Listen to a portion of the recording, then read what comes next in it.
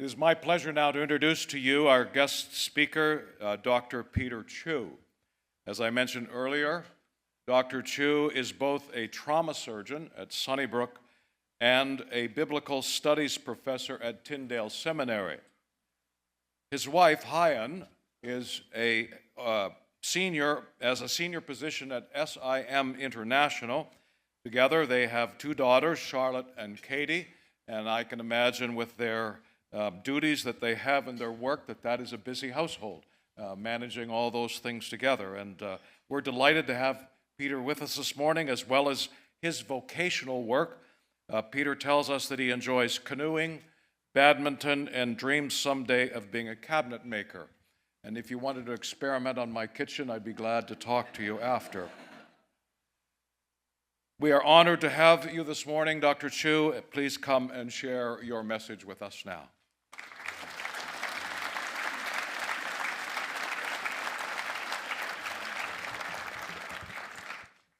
Good morning. Jonathan, thank you so much for just lifting our hearts in worship. Thank you very much. This is a lot more overwhelming than I thought, sitting with you in the tables last year.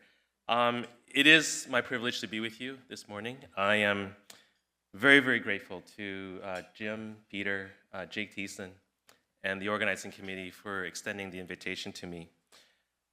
When they first approached me a year ago, I was shocked, and I reacted the way Moses did when God told him, "I want you to lead my people out of Egypt." Moses said, "Who am I?" And I responded by doing what good Christians do when you're trying to stall. I said I would go and pray about it. So I prayed about it, and God said the same thing to me that he said to Moses. God said, "You asked the wrong question, Peter. It's not who am I, it's who am I with." And God proceeds to tell Moses, "I am with you." And what I want to do today is to share with you the God who has been with me every moment of my life as a surgeon in two different places. And I'm hoping to carry out Jesus' instructions to the man that he delivered from demonic possession. Go and tell your friends and tell them how much the Lord has done for you and how he has shown mercy on you. I retired from surgery in June 2023, and I thought I would give you some context for the places that God has used to teach me of his goodness and his faithfulness. So as Jim has mentioned, I worked as a trauma surgeon at Sunnybrook, which is home to the busiest trauma center in Canada, and hopefully none of you have had to be there or have had loved ones there. This is our trauma room. It has everything that you could want to stabilize a critically ill patient. And our most valuable resource are the people. I have greatly appreciated the nurses, the respiratory therapists, my fellow doctors, and the porters who run back and forth between the trauma room and the lab, taking blood and bringing results back. It takes a highly trained, well-drilled team to look after sick patients. At Sunnybrook, we basically have everything we could want. We have the latest technology, we have the latest tools and toys, and we even have access to a helicopter fleet with our own helipad. Now, by comparison, let me introduce you to the other place where God has been teaching me his goodness. This is Galmi Hospital. It's a mission hospital in the country of Niger. Niger is there are several green countries, but Niger is the green turkey drumstick in the middle of the map. And it's in West Africa. And you can see Niger, the cities and towns in Niger are kind of like Canada. They're all along the southern border, close to the African version of the United States, Nigeria. So we're all on the border. And the northern half of Niger is basically Sahara Desert. My wife is a family doctor, and for the last 25 years, our family has been involved in volunteering at Galmi for various lengths of time each year. The country is very poor. This is an aerial view of the hospital. And no matter what the ranking is by the UN, Niger is always in the bottom 10 in terms of the least economically developed countries. The healthcare system is essentially non-existent. Very harsh climate. This is a sandstorm blowing in. And this thermometer was in the shade when I took a picture of it. So this morning, I want to share with you 3 lessons of faith that God has taught me over 25 years of surgery. I did retire last June, and my first story goes all the way back to third year medical school. And I attended the University of Toronto Medical School, and third year for us, we had exams at the very end that were worth 100%. So there were no periodic tests during the year to keep you motivated and studying. I had discovered that I love surgery, and I actually skipped a lot of classes to go hang out with surgeons. I would go into the hospital at night to hang out with surgeons. I wasn't actually in class a lot. And I also had a lot of fun because there were no tests, which was fine until exam time rolled around. And we had exams on 13 subjects, and I had literally a 4-foot pile of binders that I had to get through. And the exams were all multiple choice. And how many of you are U of T alumni? Yeah. So you may be familiar with multiple choice exams at U of T. Like, U of T has perfected the science of multiple choice exams. It's not just multiple choice, it's multiple choice. Okay? So you can choose A, B, C, or D, all of the above, none of the above. You can also choose A and B. B and C, C and D, A, B, C, and D. So you could have 11 choices with each question, which is fine if you know your stuff. But if you're not prepared, you're completely exposed. So guess which category I fell into? So, and I did pray, though. I said, God, like, can you help me circle the right answer? And I did not get the Ben Carson answered prayer, where all the answers just lit up on the page and I just circled them. I passed 8 out of the 13 subjects, but the ones that I failed were more heavily weighted. So I basically failed the year.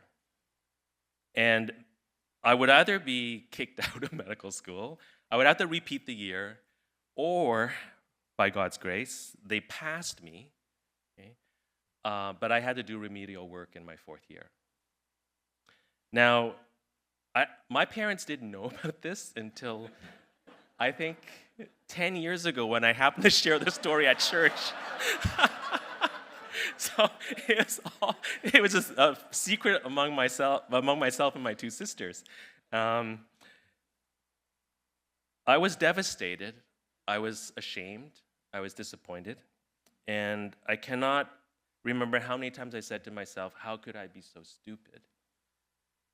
With my C's and D's, there was no way I could get into a super competitive specialty such as surgery. And I headed into my final year quite beaten down. And for our final year, we chose the hospital that we want to spend the whole year in. And the computer program is guaranteed to give you no worse than your 4th choice hospital. So I got my 8th and last choice hospital. So now I could direct my anger to God because it's all his fault now. And I said, God, like, I'm already down. How can you kick me when I'm down? So I head off to this hospital, and I worked hard. And as the year unfolded, I discovered why God had sent me to my last choice hospital.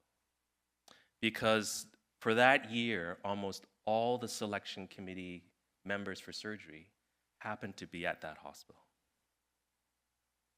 I got to work with each and every one of them. And I got a spot in surgery.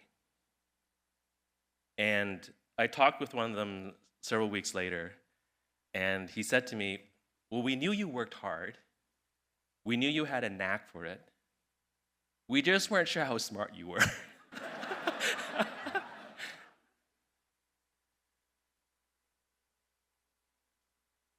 And I realized the only way God could redeem my mess was to send me to that hospital.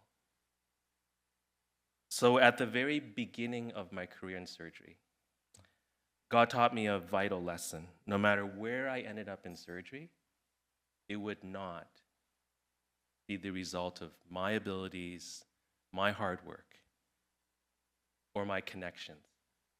It was a gift from Him.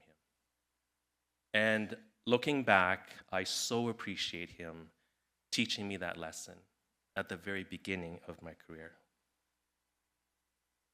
The second lesson I want to share with you is I grew up in Ottawa in a church that my family was blessed with very solid Bible teaching and a church that was very committed to missions. And that church had a profound influence on me as a teenager. As I grew up, I decided that if God would allow me to be a doctor, I wanted to serve Him as a missionary doctor in Africa. It took 17 years for me to finally set foot in Africa. And I arrived after having completed all my surgery training.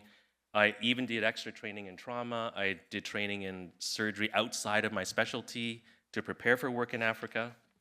So when I arrived at Galmi Hospital in spring 1998, it was the fulfillment of what I had been dreaming, planning, praying, and preparing for 17 years. The first 5 patients I operated on for emergency surgery all died. And I just had this horrible crisis of identity, faith, purpose. Why am I here? I can't even do the most basic emergency surgery. God was deconstructing me. I thought the solution to inadequacy was to work harder, get more training, take a course, read more, get better technology, more toys, more tools. And He took me out into the desert to teach me the solution to inadequacy is you need to trust me. Yes, Peter, you have to work hard. You have to bring your best for your patients, but you have to trust me for the outcome. Can you care for patients without all that technology and all the teamwork that's around you at Sunnybrook? Because when He takes me out to Galmi, it's all stripped away. But this wasn't the only lesson He taught me. He showed me something that really shook me, really at the core of my faith and my understanding of the gospel. My goal was to deliver a perfect surgical result with no complications. And this is a goal that every surgeon strives for. We want the best outcome for our patients.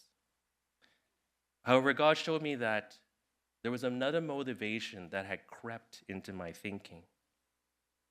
He showed me that I was ashamed of the gospel. I thought a perfect surgical result would guarantee that the patient's family would accept the gospel. And I thought that a poor surgical outcome, patient not being healed, the patient having a complication, would result in them not accepting the gospel of Jesus Christ. I linked it to, I thought the gospel needed my help as a surgeon to open a door for it to be accepted. And what God told me was, I don't need you to bring people to me. Peter, do you really believe in the power of the gospel? That Jesus came, died on the cross, rose from the dead, and we have life with Him. And that was a very shattering moment for me, because I'd spent my life as a Christian, and I thought, of course I believe the gospel.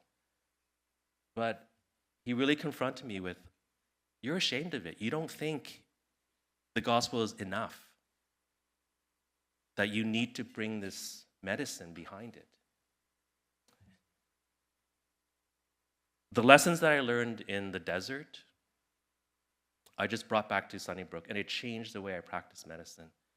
Even with all the technology and all the toys and all the tools, that dependency and the understanding that it is not me, that it is God. And it is God that brings people to himself through Sunnybrook Hospital, through Markham Hospital. That dramatically changed my approach to my career. There are some truly miraculous moments in the trauma room. We have patients who come in, they either got shot or they got knifed, and they are dead. And the moment you restart their heart, I mean, the whole team goes crazy. And I talk to the patients after, and I say things to them that I would never say to them if I met them on the street, because they're usually like 6'10", 300 pounds and tattoos. So I say to them, you should be dead. In fact, you were dead. And God has given you a very precious gift. You have a second chance to know Jesus. And I know that that is not me or the trauma team, because there are many times we try and we fail. But then there are those moments where God does not withdraw his breath of life, and the patient is given a second chance. And when you share that with the patient, you tell them, even the most tough, hardened person gets it, because all their family members were told he's dead or she's dead. The gospel is powerful. The last lesson I want to share with you is, I retired last year. I'm still waiting to feel retired. I think a lot of you are nodding your heads in understanding. In the first year of my retirement, I spent some time looking at Bible characters, particularly those who we get a picture of the end of their lives. And the story of Abraham being commanded to offer up Isaac in Genesis 22 is a powerful, powerful story. And we remember that it was a test, an intense test. But that happened at the very end of his life. All of his waiting on God had bore fruition. And I imagine he thought he was in retirement, that he's just going to sit back and watch Isaac grow up and just kind of drift on into a peaceful retirement. And that's when he experienced the toughest test of his life. And as I looked at these characters, I realized God never stops shaping and developing our faith. It never stops. And I see a lot of people with a lot of life experience nodding. You know what I'm talking about. The toughest tests are at the end. In fact, the toughest test awaits all of us. How do we handle death? In the 18 months around my retirement, I went to 4 funerals. 3 were for mentors, and 1 was for my best man at our wedding. I lost my professional mentor, my theological mentor, and the first man who discipled me as a teenager. And I realized that a lot of people write about finding mentors and being a mentor. I don't think I've read anything about what do you do when you lose mentors. And I lost 3 very significant mentors in my life. My professional mentor was also my boss. He's the one who hired me at Sunnybrook Hospital. He was a wonderful Christian man, and he was extremely supportive of our family's work in Africa. When he retired from surgery, he and his wife relocated to the Middle East. And they served as missionaries at a Christian hospital, caring for patients, and more importantly, training Christian surgeons for the Middle East. They did that for 7 years, and in June 2021, they returned to Canada to really retire. They look forward to their time with children, with grandchildren. They sold their house in Toronto. They bought a new house in Kingston. In the 2nd month of his retirement, my friend didn't feel well. He went to the hospital, and tests revealed that he had acute leukemia. The next year was spent in and out of hospitals, tests, checkups, bone marrow test, and then horrible chemo. And he underwent a bone marrow transplant. And along the way, he had several life-threatening complications. People all over the world prayed for him. Unfortunately, his bone marrow transplant failed, and the leukemia came back, and he died and was with Jesus a year after his diagnosis. As I visited with him and his wife, there was a huge elephant in the room question that I had and that I wrestled with. God, if you loved your servant, why did you give him leukemia? Why did his bone marrow transplant fail? Your servant, my friend, is dying. God's answer to me was, Peter, I do love my servant, and I do love your friend. That's why my son died for him. And I thought, well, I really can't say much to answer that response from God. Like when he drops the Jesus card, there's not much left on the table. So, okay, God. But I wasn't satisfied. I needed more.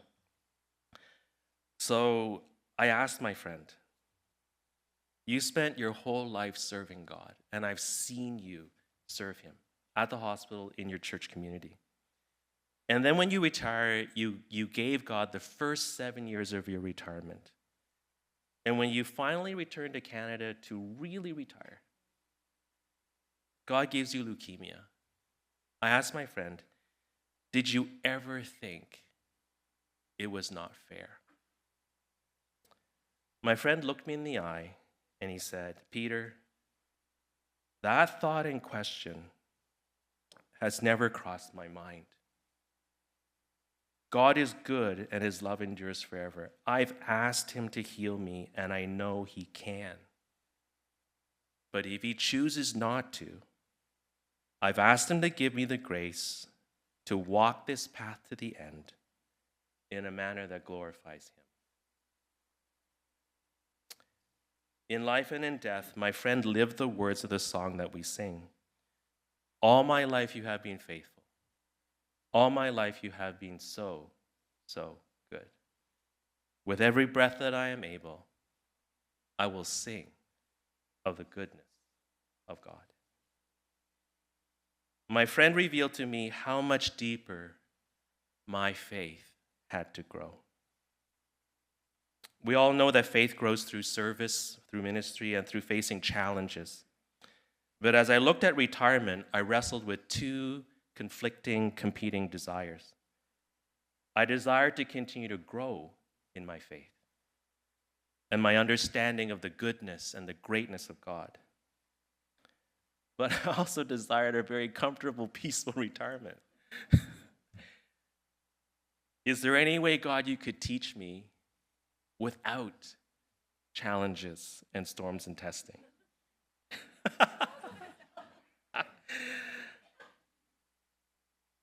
In the end, I decided to adopt my friend's prayer.